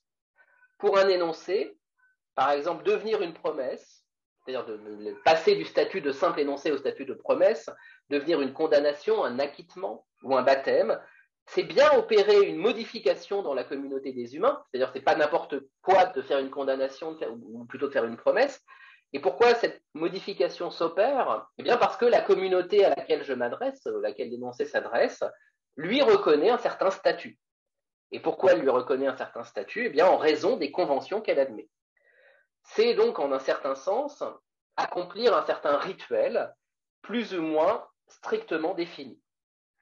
Et c'est cette définition conventionnelle de l'efficacité discursive qui permet également de comprendre l'importance du contexte dans la définition de l'acte illocutoire, puisque vous comprenez que du coup, c'est seulement dans un contexte particulier qui va réunir tout un ensemble de spécificités qu'on va réussir à accomplir un énoncé de données. Alors c'est le cas, je l'ai dit, pour une condamnation de justice. Il est évident que des conditions très particulières doivent être réunies.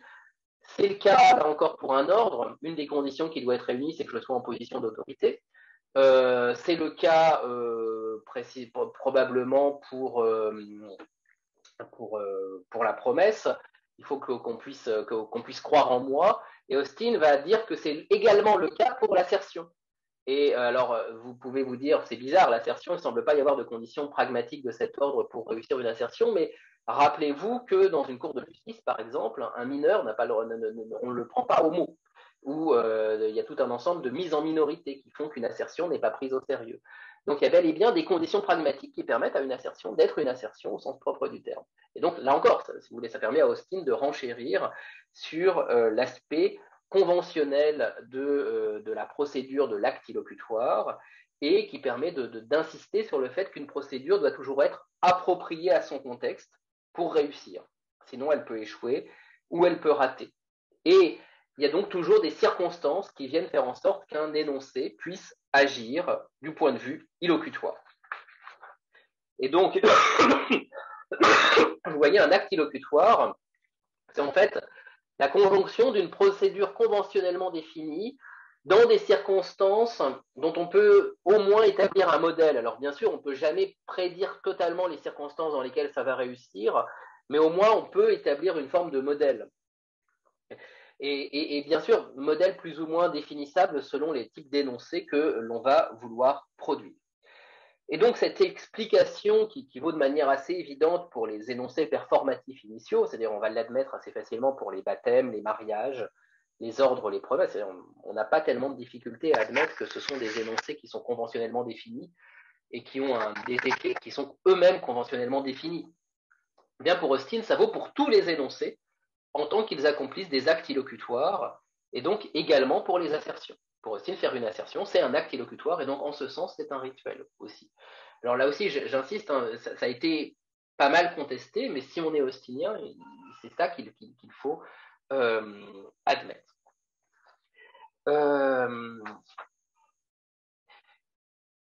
Ok, j'en viens du coup à mon troisième point sur l'acte de discours comme interaction et les changements qu'il produit, qui est mon troisième et dernier point.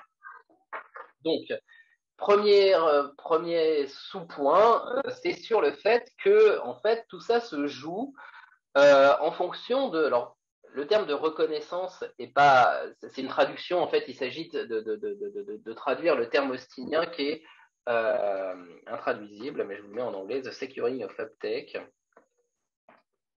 Donc, c'est l'uptake que je traduis ici par reconnaissance, mais il ne s'agit pas de voir dans la reconnaissance quelque chose qui serait purement intellectuel.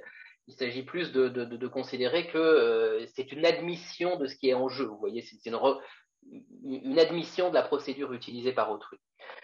En tout cas, donc si on comprend que l'effet illocutoire obtenu tient à une modification immédiate, qui ne se modifie pas, qui ne se confond pas avec les simples conséquences de l'acte, eh bien, on comprend que l'effet illocutoire se manifeste notamment dans la façon dont l'auditoire comprend ce que j'ai dit au moyen de mon énoncé, ou dans la façon dont il est au moins légitimé à le comprendre. Et c'est pourquoi je veux souligner un point central de la conception austinienne des actes de discours, qui est souvent négligé, mais qui m'apparaît décisif. C'est l'idée que l'acte illocutoire est déterminé par la reconnaissance nécessaire qu'il doit obtenir de la part d'un auditoire pour advenir comme l'acte qu'il prétend être. Et donc, je vous donne cette citation d'Austin qui est importante, donc, que vous avez tout en bas de la page 2, où il précise, Austin, j'essaye de le souligner, mais je n'y arrive pas, un acte illocutoire consiste généralement à provoquer la compréhension de la signification et de la force de la locution. L'exécution d'un acte illocutoire inclut donc, alors c'est ma traduction, hein, l'obtention de sa bonne compréhension et de sa reprise. Donc c'est The Securing of Uptake. Mais ce que je veux souligner, c'est que ce Securing of Uptake tient précisément à la définition conventionnelle de l'acte illocutoire. Les membres d'une communauté linguistique donnée, au sein de laquelle certaines conventions sont admises, vont les suivre pour reconnaître ou pas l'effectuation de certains actes accomplis par les énoncés, dès lors bien sûr que ces énoncés respectent minimalement les conventions admises. Dès lors, comme je l'ai déjà dit, l'effet illocutoire réside en fait dans le statut nouveau donné par l'auditoire, ou en tout cas tout l'auditoire potentiel, à ce qui s'est produit. Pour le dire encore autrement, au terme de l'échange, dès lors que cet échange réussit, c'est une nouvelle caractérisation de l'échange discursif qui intervient suite à l'acte performatif ou illocutoire. Par exemple, tel énoncé donné est maintenant pris comme promesse, ou comme baptême, ou comme condamnation. Et bien sûr, selon les circonstances, selon les personnes, selon les procédures utilisées. Et je l'ai dit, on a qualifié ce changement dans l'énoncé de nouveau statut qui lui est conféré. Et donc, pour advenir, c'est-à-dire pour prendre effet, un acte illocutoire doit être reconnu comme tel par la communauté de locuteurs à laquelle il s'adresse. Alors, je l'ai mentionné, hein, on peut bien sûr imaginer tout un jeu possible entre les situations d'énonciation, les contextes de reconnaissance, les procédures mises en œuvre, la stratification hiérarchisée des interlocuteurs potentiels, qui vont intervenir dans l'attribution ou non de cette reconnaissance socialement déterminée. Comme je l'ai dit tout à l'heure, il est plus facile à un général de faire reconnaître son énoncé comme ordre par un simple soldat qu'à un père de famille de le faire reconnaître à ses enfants. Je plaisante, mais vous voyez, tout dépend des contextes dans lesquels on se situe, de la position hiérarchique qu'on a, de l'histoire dans laquelle on se situe, enfin, des différents rituels en fait, et de la ritualisation plus ou moins forte des rituels de linguistique dans lesquels on va parler. Et il faut souligner que lorsque, ce que je traduis donc par reconnaissance, hein, mais même si le terme n'est pas approprié, mais lorsque la reconnaissance de l'acte est suspendue ou qu'elle est annulée, l'effet cesse d'avoir lieu. Si vous ne comprenez pas que je donne un ordre ou que je fais une promesse, alors il n'y a pas de promesse accomplie, il n'y a pas d'ordre accompli. Ou dans le cas de la condamnation n'a pas eu lieu. Si personne n'a reconnu que la juge a condamné, ça ne marche pas. Et l'acte de discours initial peut donc non seulement être empêché, neutralisé ou contré, mais, vous le savez, il est aussi annulable, voire totalement effaçable. Un juge peut par exemple défaire un mariage en prononçant un divorce, mais il peut aussi l'annuler si on découvre que l'époux était bigame. Dans ce cas, le mariage n'existe plus, il a bel et bien disparu. En tout cas, d'un point de vue administratif et juridique. Il n'a pas forcément disparu dans les relations entre les personnes, hein, souvent ça laisse des traces, mais malgré tout, un mariage bigame est purement et simplement annulé d'un point de vue juridique. De la même façon, il est possible d'annuler une promesse, on le fait tous les jours, je plaisante, mais c'est facile d'annuler une promesse, et dès lors qu'on admet qu'on annule la promesse, ou on peut aussi annuler une condamnation. Là aussi, c'est quelque chose de tout à fait admis. Dans ces cas, l'effet illocutoire est bel et bien annulé ou suspendu. On peut également concevoir une défaisabilité temporelle de l'acte illocutoire. Tel effet illocutoire obtenu à un moment T par la reconnaissance de certains membres influents de la communauté linguistique peut être annulé à un moment T+1 si ces membres perdent de l'influence ou si plus personne ne soutient la reconnaissance de l'acte effectué. Par exemple, c'est un des exemples d'Austin, la déclaration de duel. La déclaration de duel, c'est un rituel linguistique qui a été admis, du moins dans certaines sociétés, mais ça n'aurait plus de sens du tout aujourd'hui de déclarer un duel. de vous jeter un gant à la figure. Enfin, ça a un sens, mais plus le même que ça avait dans la société du XVIIIe siècle. Donc, vous voyez, il y a tout un ensemble de rituels qui évoluent, et c'est ça que veut penser Austin. C'est les actes accomplis par ces moyens qu'il cherche à identifier au moyen des actes illocutoires, sauf qu'il généralise cette dimension à l'ensemble des énoncés en tant que ces énoncés sont susceptibles d'être réussis. Et c'est pourquoi cette caractéristique singulière des actes de discours, donc cette caractéristique singulière, c'est-à-dire le fait qu'ils doivent être reconnus, contribue à en faire des actions qu'on peut dire d'ordre symbolique. Alors, je l'utilise en termes, en référence à Lévi-Strauss, bien sûr.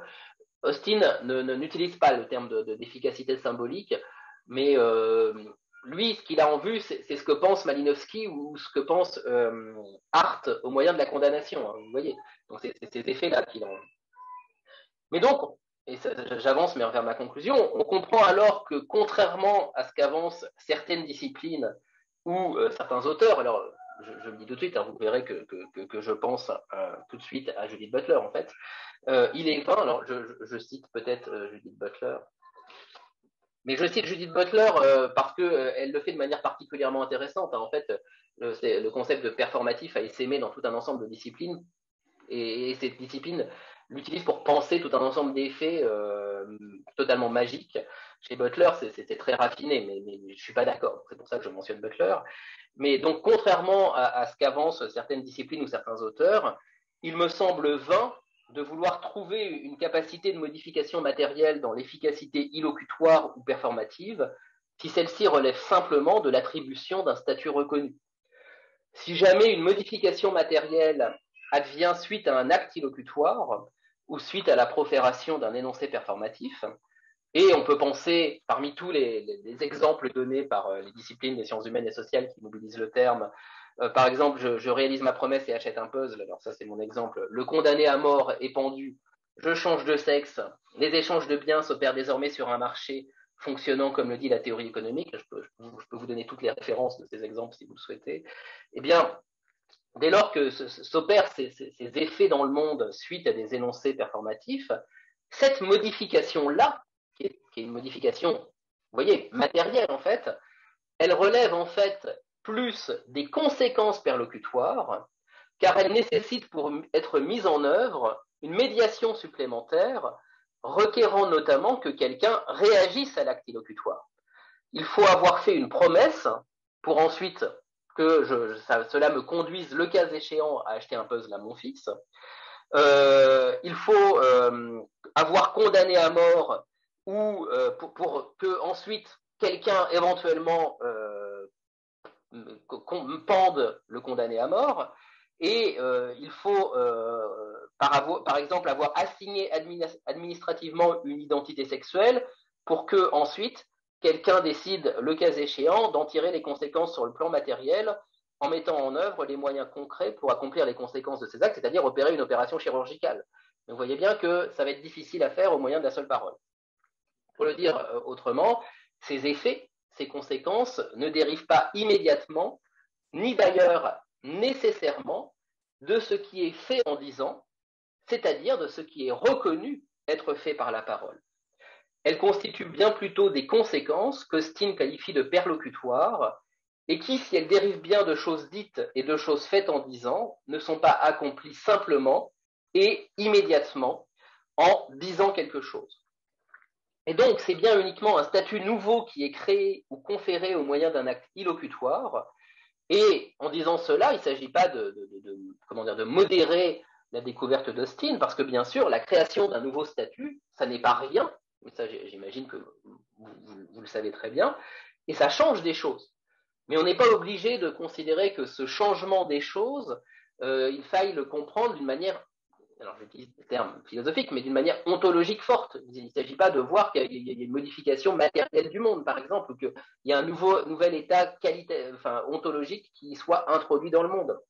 Je propose plutôt, pour ma part, en suivant Marina Sbiza, alors qui est l'éditrice de la deuxième édition du texte d'Austin, qui est en fait la meilleure spécialiste d'Austin, je propose à sa suite de considérer qu'en fait, la seule chose que modifie l'acte illocutoire de la parole, c'est ce qu'on peut appeler la modalité déontique des relations entre les locuteurs et les interlocuteurs.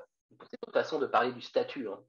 C'est-à-dire que ce que met au jour un acte illocutoire ou performatif, ce serait en définitive des droits, des attentes et des obligations nouvelles, lesquelles seraient en fait bien sûr conventionnellement mis en place et sous certaines conditions, et donc des droits, des attentes et des obligations nouvelles entre les acteurs engagés dans l'interaction discursive au moyen des actes de discours.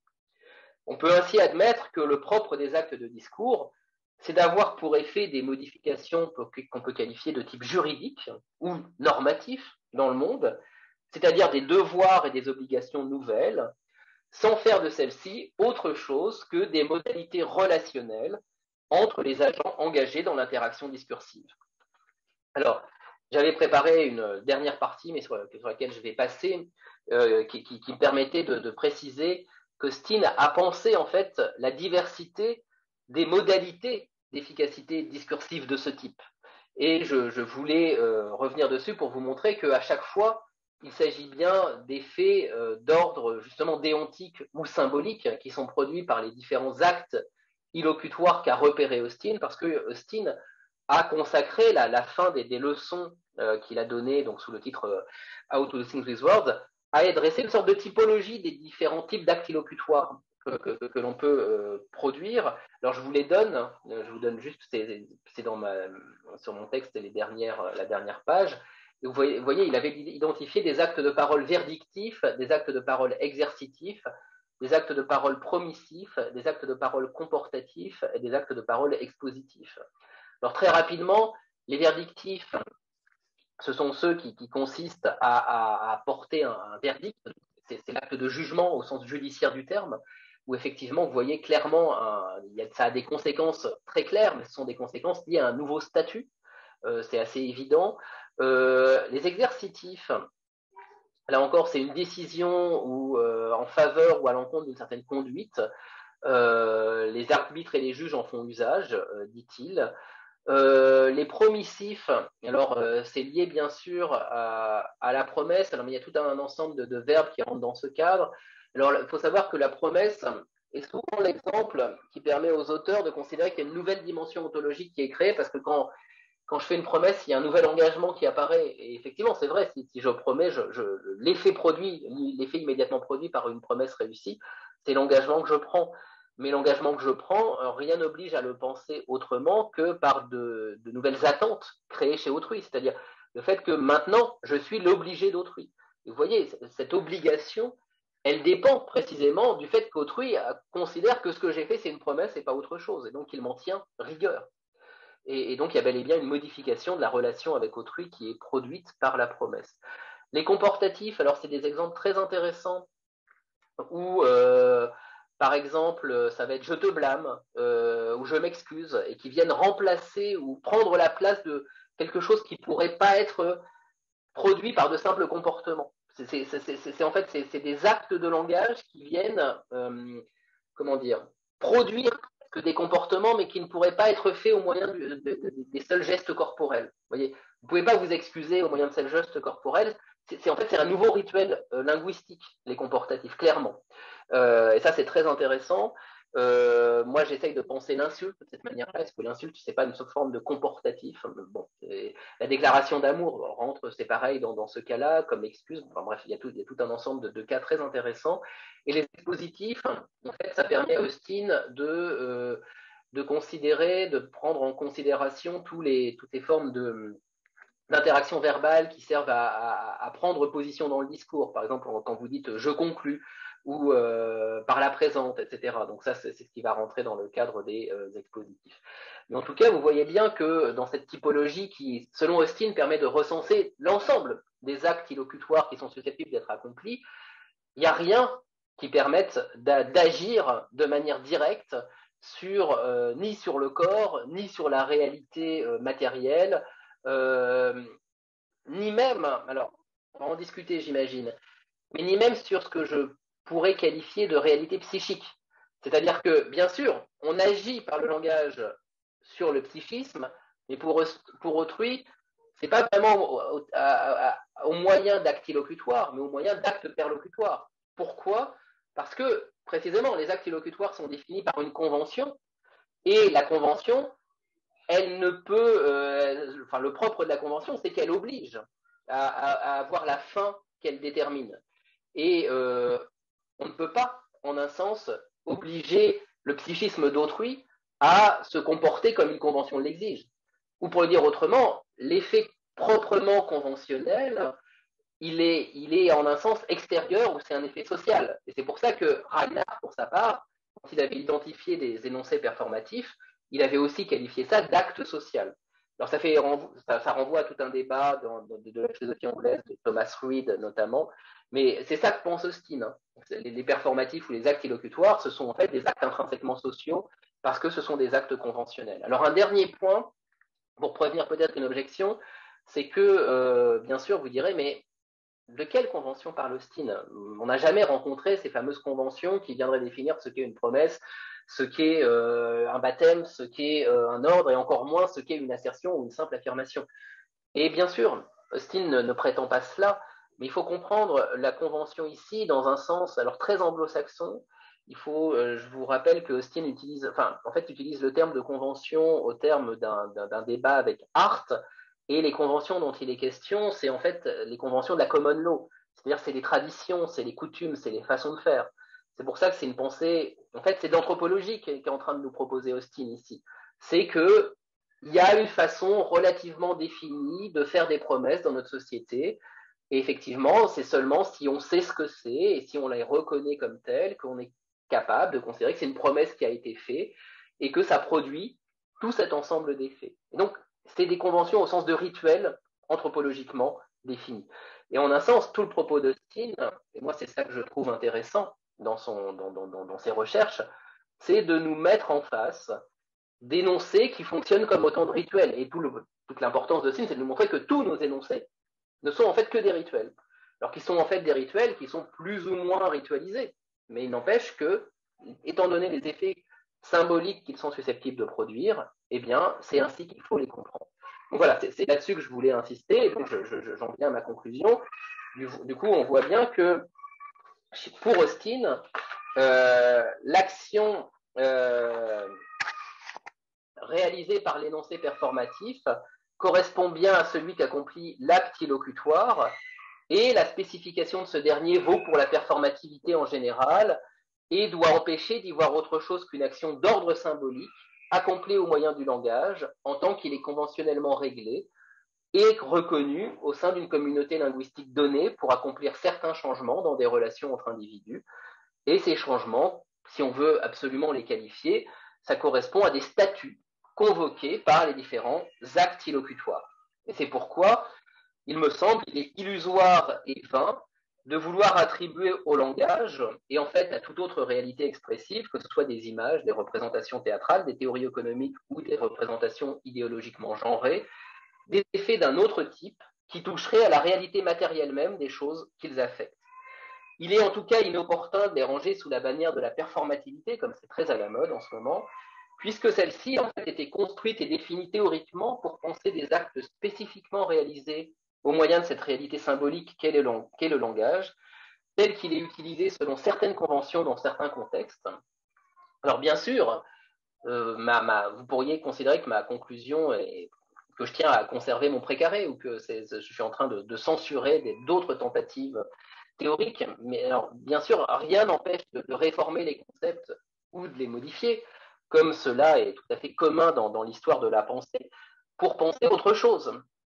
Mais d'une part, si on veut utiliser le concept de performativité pour penser autre chose, alors il faut le dire, ce qui n'est pas toujours le cas, et ce qui n'est pas toujours le cas chez Judith Butler elle-même, par exemple.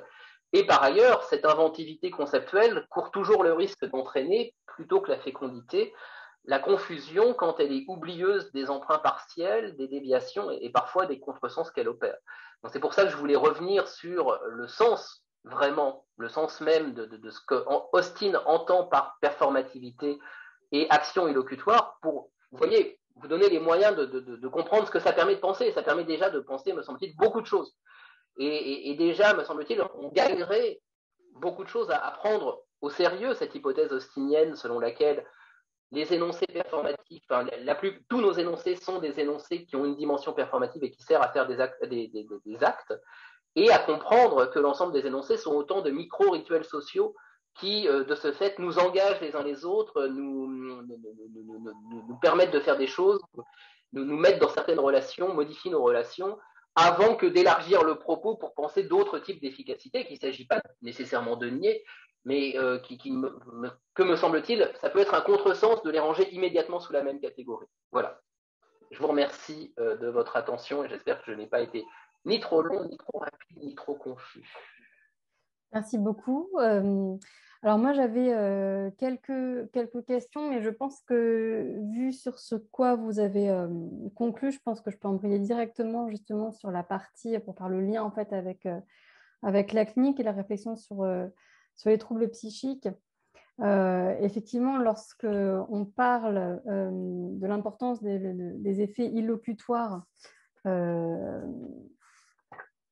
je me disais en fait que quelque part, ces conditions justement de non-félicité qui tiennent par exemple à la mise en échec des conventions, mais c'est quelque chose qu'on retrouve parfaitement en psychiatrie, qui pourrait même contribuer à la définition de ce qu'est un trouble psychique, c'est-à-dire la mise en échec. Alors pas seulement de l'aspect locutoire, c'est-à-dire purement sémantique, qui dans certaines pathologies, comme par exemple la schizophrénie, où justement il y a de la diffluence, il y a des troubles du langage purs, c'est-à-dire des troubles sémantiques purs, mais aussi et surtout en fait un échec de la fonction illocutoire, enfin ou de l'acte illocutoire, notamment donc ce qu'on appelle maintenant en psychologie cognitive donc les cognitions sociales, qui permettent justement de comprendre les conventions et de les mettre en œuvre surtout, enfin de les assimiler, de les mettre en œuvre dans la pragmatique du langage. Et en fait, ça, c'est, comme vous le disiez très justement, c'est quelque chose de très anthropologique qu'Austin développe.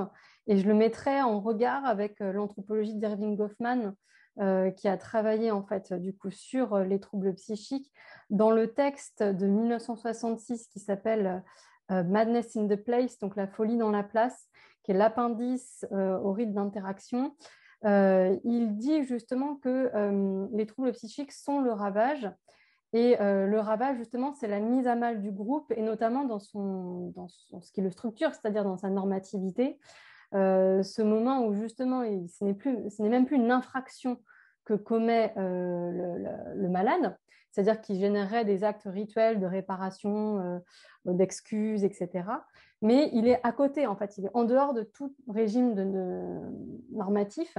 Et donc, justement, en étant en dehors de tout régime normatif, il ne peut pas y avoir d'acte illocutoire ou d'efficacité illocutoire, je ne sais pas si on peut dire ça, ou d'efficacité performative, puisqu'il n'y a pas de reconnaissance en tout cas, il n'y a pas de reconnaissance réciproque de fonctionnement au sein d'un même univers normatif.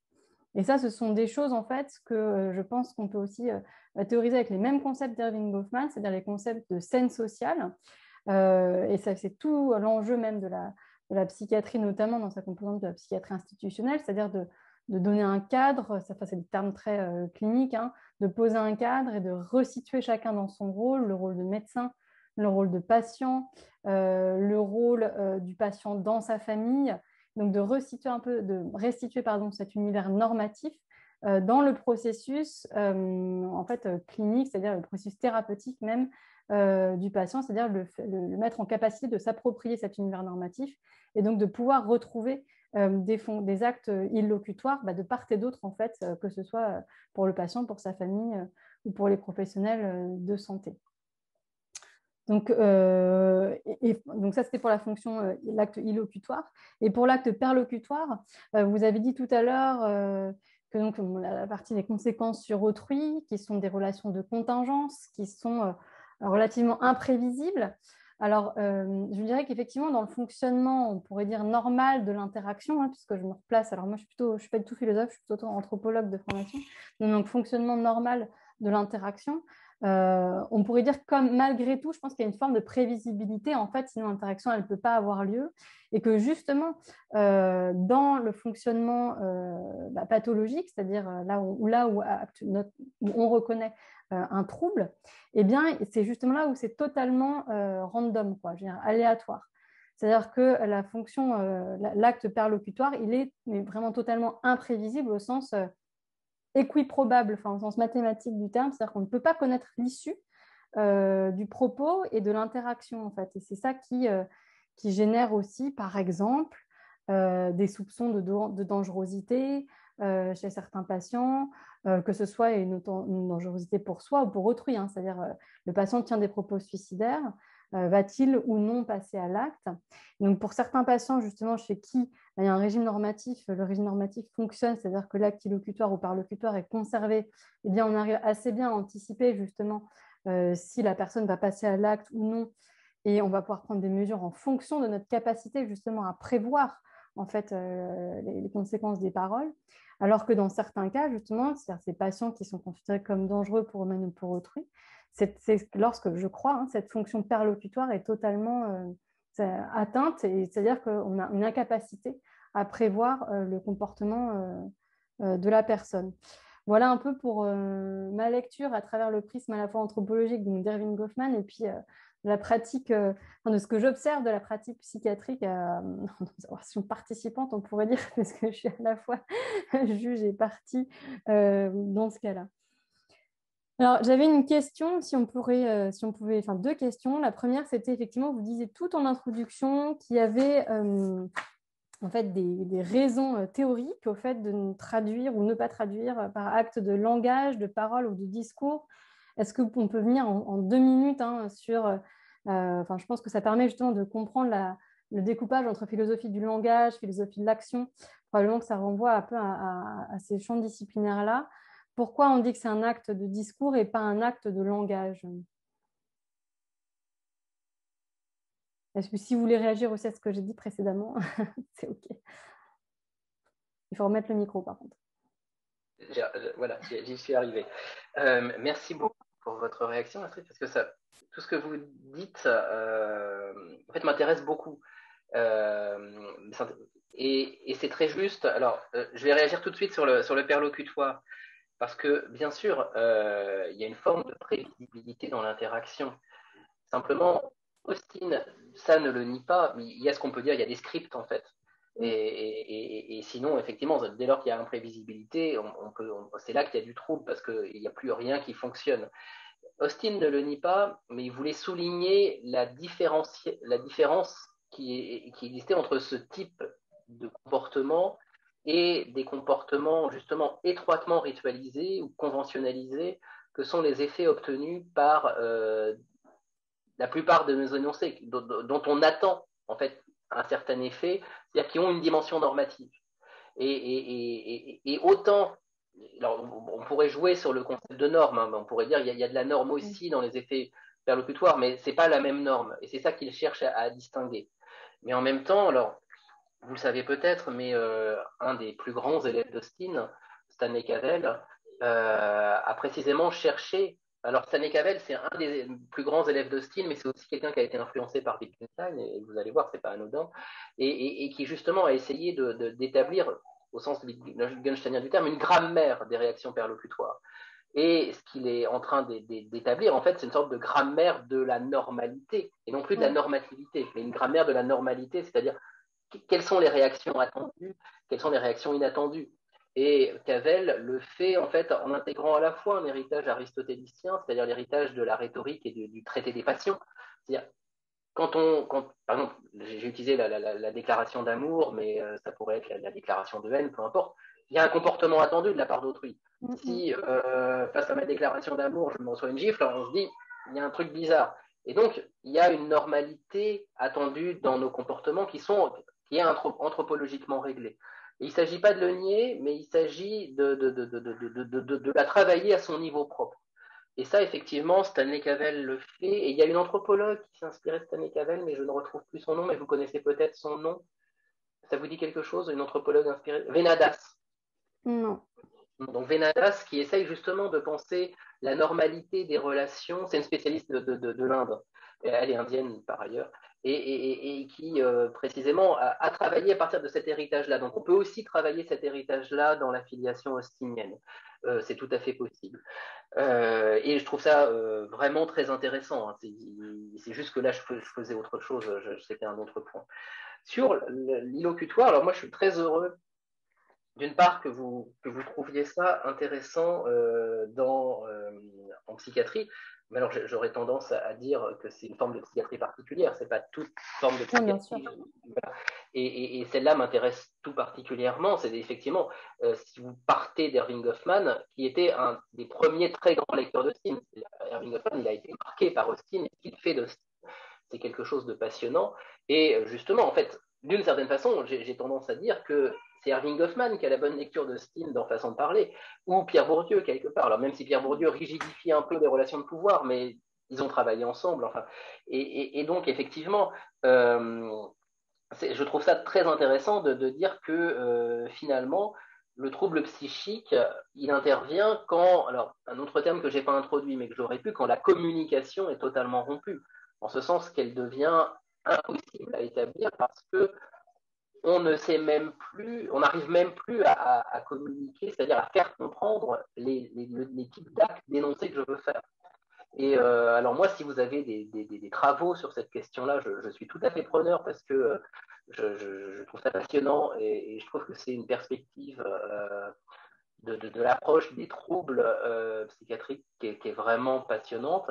Alors, je connais quelques auteurs anglo-saxons qui travaillent un peu dans cette veine-là, mais qui sont plutôt wittgensteiniens, en fait, plutôt qu'austiniens. Mais enfin voilà, ça m'intéresse vraiment. Donc, n'hésitez pas à m'envoyer des références. Et alors, pour revenir sur la traduction de Speech Act, en fait, il y a un enjeu qui est conceptuel, mais c'est aussi un enjeu qui est lié aux différents héritages d'Austin. C'est que Speech Act, en anglais, c'est ce dont Austin parle, c'est du discours. Le speech, en anglais, c'est le discours. Ouais. Donc, c'est l'usage du langage dans une situation donnée avec une fonction définie. Il se trouve que, comment dire, la distinction speech language et même speech language discourse ne passe pas au même endroit en anglais et en français. Et du coup, autant language act, ça aurait aucun sens en anglais, autant acte de langage, ça a pu être admis en français, mais ça a pu être admis au terme d'un processus, comment dire, d'importation de la pensée, en fait, non pas d'Austin, mais d'un de ses héritiers qui est Searle, en langue française. C'est-à-dire que quand il s'est agi de traduire Searle en langue française, qui a été traduit avant Austin, il faut le savoir, parce que ça modifie toute la réception d'Austin en langue française. Comme Searle a une théorie de l'efficacité, alors, en fait, non pas du discours, mais de ce qui est dit, on peut admettre une traduction par acte de langage. Mais ça veut dire que Searle modifie l'héritage austinien. Searle pense effectivement que le contenu sémantique d'un énoncé détermine ce qui est fait par cet énoncé. Donc, vous voyez, comme sur beaucoup de points, Searle trahit Austin, il a sa propre théorie, et la théorie de Searle, on peut la traduire par acte de langage, c'est pas aberrant. Le problème, c'est que comme c'était la traduction admise pour Speech Act en français, quand on a traduit Austin en 1975, donc Searle a été traduit en 73, je crois, Speech Act. Non, attendez, je me mélange dans les dates. En 73. Mais Searle avait été traduit avant.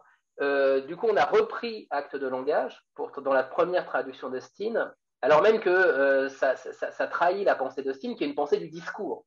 C'est une pensée de l'échange discursif. Et c'est une pensée intrinsèquement pragmatique, ou pour le dire encore autrement, pour utiliser un autre concept, c'est une pensée de la pratique linguistique. C'est beaucoup moins le cas chez Searle. Et pour le dire encore autrement, dès lors que vous êtes dans une pensée du discours, vous êtes dans une pensée d'ordre anthropologique. Quand vous êtes dans une pensée du langage, vous pouvez tout à fait intégrer la linguistique au sens le plus classique du terme. Et du coup, vous pouvez procéder à des formalisations, etc. Vous avez un tout autre type de théorie qui se met en œuvre.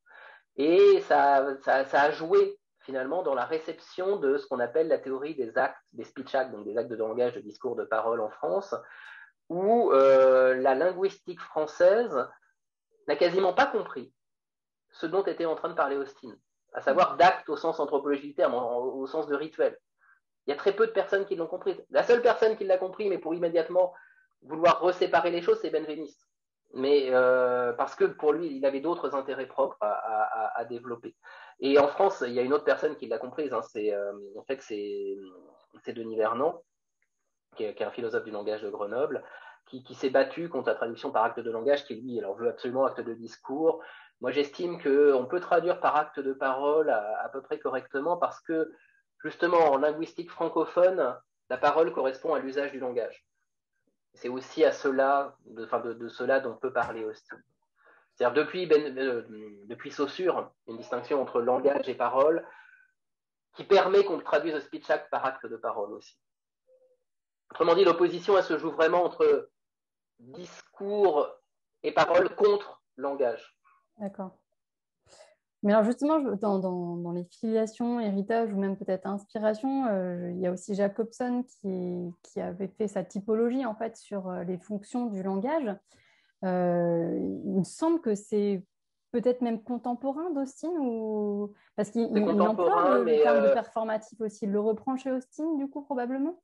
Non, il le reprend à Benveniste. Ah d'accord, ça passe par Benveniste avant de... Et oui. C'est Austin, y a pas, c'est relativement étanche. Les deux traditions sont relativement étanches. D'accord. Mais par contre, il y a la filiation benveniste qui complique les choses. Ouais, parce que c'est un peu justement chez Jacobson, enfin en tout cas, c'est la fonction performative, elle est réduite à la portion congrue en fait. Oui, mais parce que c'est le concept benvenistien du performatif. D'accord. D'accord, ok, ça marche. Et je me posais aussi juste la question, en fait, au départ, quand vous disiez il repousse le fétiche, donc vrai-faux, et le fétiche fait-valeur, je n'ai pas tout à fait bien saisi ce que c'était, au sens où ce serait pour dire que le langage aurait deux fonctions, soit de décrire, soit d'amener une valence en fait aux choses, c'est ça? Non, mais alors c'est ma faute, hein, j'ai été très succinct. Le fétiche fait-valeur, c'est en fait ce qu'on appelle la loi de Hume, hein, selon laquelle on ne peut pas dériver le devoir de l'être. C'est-à-dire que de l'énoncé de ce qui est, on ne peut pas déduire une valeur ou un devoir-faire ou un tu-dois. Et ce qu'Austin montre dans son analyse, mais je ne l'ai pas dit, hein, enfin c'est implicite, c'est qu'en en fait, il y a tout un ensemble d'énoncés purement descriptifs qui mettent en jeu tout un ensemble d'obligations. Et notamment, en fait, ce qu'il montre, c'est que l'assertion nous engage à tout un ensemble de choses et que dès lors qu'on a affirmé, je ne sais pas, qu'il fait beau dehors, je ne peux plus dire ah bah tiens, je vais prendre mon imperméable. Ou alors si je le dis, c'est qu'il y a un problème. Donc ça met en jeu finalement des relations normatives, alors même que si on suit strictement ce qu'on appelle la loi de Hume, on devrait distinguer clairement les deux ordres. Et Austin, alors c'est toute une tradition de ce qu'on appelle l'école d'Oxford, hein, de remettre en cause cette distinction humienne. D'accord, donc c'est effectivement une opposition à quelque chose de complètement différent que l'école représentationniste ou véréconditionnelle. En fait, alors oui et non, parce que l'école représentationniste, elle reprend à son compte très généralement cette fameuse loi de Hume, elle la défend très souvent. Donc le positivisme logique ne fait que ça en un sens. Donc c'est les deux choses dans la tradition contre laquelle se situait Austin étaient liées. Ok. Mais en fait, là où vous avez raison, c'est qu'on pourrait tout à fait les disjoindre. C'est que logiquement... on n'a pas besoin du vrai-faux pour penser le fait-valeur, quoi. Non. Enfin, oui et non. C'est-à-dire que pour penser le fait, en principe, on a besoin du vrai-faux. vrai-faux. Mais pour penser... C'est-à-dire que ce qui distingue ce qui est de l'ordre du factuel, c'est que c'est uniquement susceptible d'être vrai ou faux. Alors que ce qui va distinguer le non factuel, c'est ce qui est susceptible d'avoir une valeur. Enfin, ou plus exactement, ce qui est susceptible d'avoir une valeur n'est pas factuel. Dans cette tradition de pensée. Et notamment, si vous avez ça très clairement chez Edgy Ayer, je ne sais pas si vous avez déjà, qui est en fait le représentant du positivisme logique en Angleterre dans les années 50, qui a été alors, l'ennemi juré d'Austin, c'est beaucoup dire, mais en fait, Austin a descendu un de ses livres et ensuite, plus personne n'a pris ailleurs au sérieux. Mais Bon, il l'a descendu de manière posthume, donc c'était compliqué à Ayer de répondre. Voilà. Mais effectivement, Ayer va avoir ce genre de position, mais c'est une position qu'on retrouve chez Carnap. C'est une position, en fait, c'est la position éthique qui dérive du positivisme logique, hein, et qui trouve sa forme sous le nom d'émotivisme. Donc c'est lié, si vous voulez, à toute la tradition de la philosophie anglo-saxonne dans laquelle a baigné Austin et contre laquelle il réagissait en partie. Je viens de voir qu'il est presque 20 heures et que j'ai un peu monopolisé les questions. Est-ce que d'autres personnes qui nous écoutent veulent poser des questions?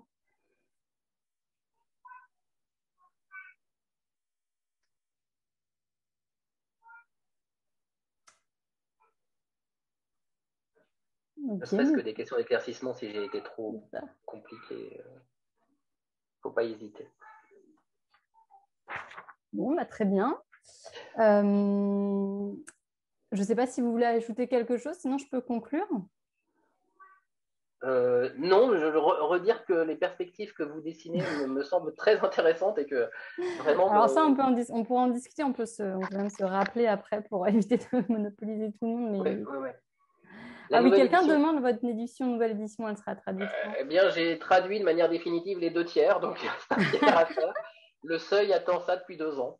Je vais faire ça le plus rapidement possible, mais le confinement et 2 enfants en bas âge n'ont pas aidé.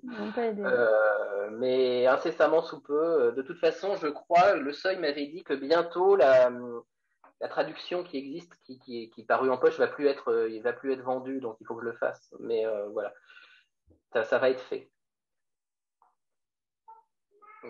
Merci de votre intérêt. Merci beaucoup. Alors, nous, on va se retrouver du coup le 24 mai. On avait prévu le 17 mai au départ, mais ce sera le 24 mai, autour de la pensée de Merleau-Ponty, justement, et de l'interprétation selon Merleau-Ponty. Ce sera avec Élodie Boissard, qui est doctorante en philosophie à Paris 1 et qui travaille alors précisément sur la dépression et sur la psychiatrie, et qui justement s'intéresse via ses travaux sur les troubles psychiques et les troubles de l'humeur à Merleau-Ponty. Donc n'hésitez pas à vous inscrire du coup pour la séance du lundi 24 mai aussi de 18h à 20h sur le site de la chaire de philosophie à l'hôpital. Eh bien, merci beaucoup à tous et puis bonne soirée et à bientôt.